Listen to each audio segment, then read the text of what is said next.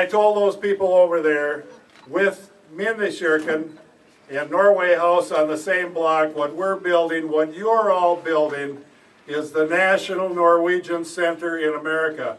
I didn't say Norwegian American, I said the National Norwegian Center. And I told the members of the parliament in Norway and politicians and people in Norway, this will be your home in America too. Let's build this bridge. Let's make our ancestors proud, and let's leave something for future generations to ensure the ties are strong between our two countries.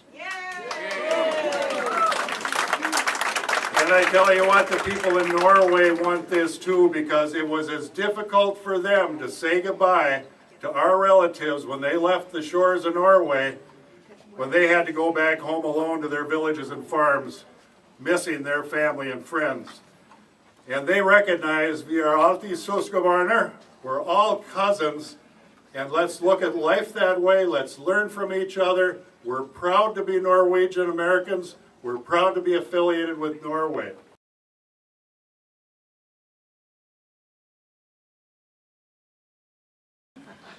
It's my pleasure at this time to introduce our Honorary Consul General. Gary Gandrud and I have roots in Flo Hallingdal and out in Kandioi County. So, Gary, thank you for being here.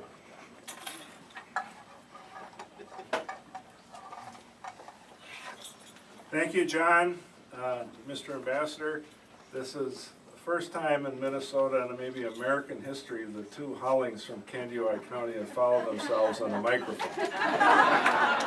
Historic moment. It's my pleasure to congratulate Norway House on this exhibit. And Trond, if you're around here somewhere, I hope to meet you, but it's kind of busy. We've had input from Minnesota on the book, Red, White, and Blue. Vice President Mondale was gracious enough to give a very thoughtful chapter,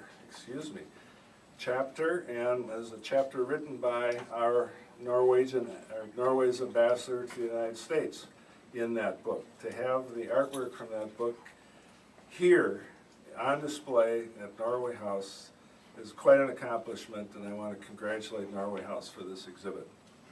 Give yourself a hand.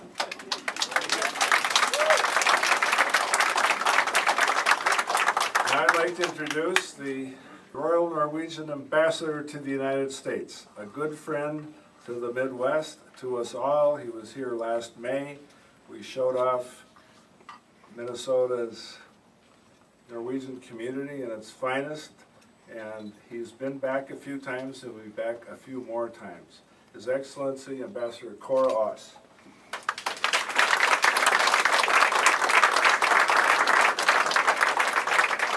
Thank you, Gary, and thank you, John, and good afternoon, everybody.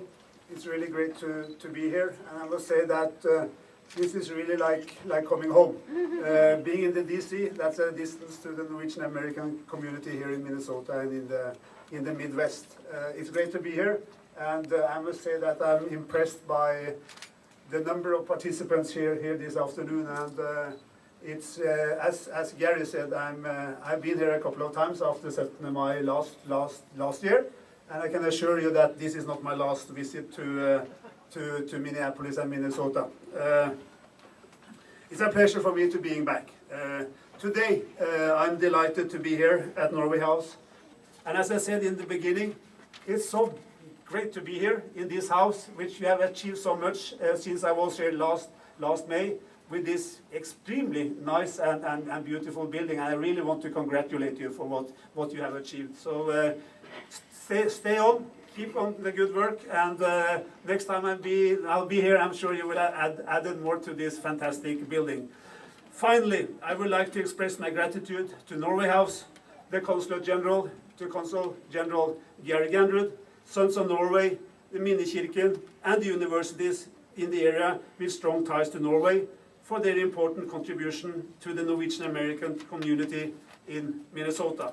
I hope this celebration inspires Norwegian and Americans to share our common democratic values, and that you enjoy the exhibit as much as I have. Thank you very, very much.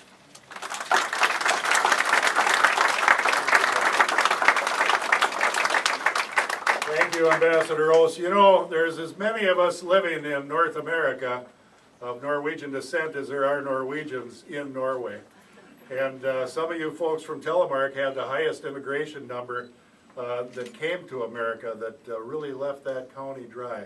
But they are looking for strong ties here too. I also bring greetings from Vice President Mondale, who, like all of you, is a donor and a contributor to Norway House, who was unable to be here. He wanted to see the artwork. We hope he has a chance. In the next is Trond Olsen here? Trond? Before we do the toast here, I'd like to introduce you to everybody and have you say a few words as far as your affiliation with this wonderful exhibit, please.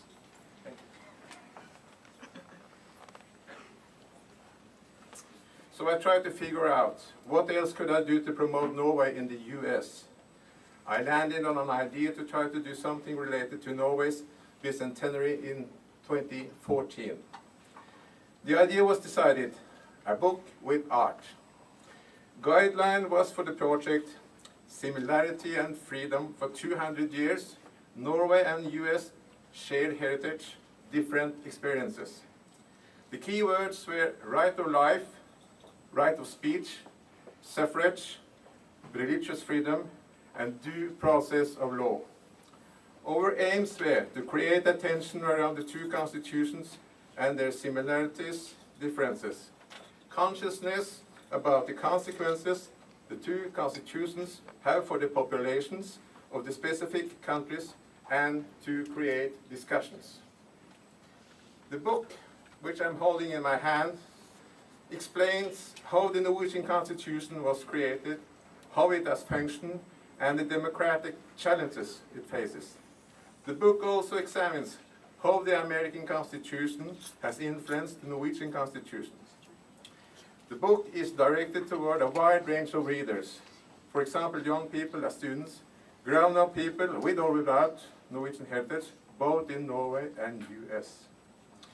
Among the authors, you will find Walter Mondale, US Vice President, 1976-1980, who writes about the shared history of our two nations.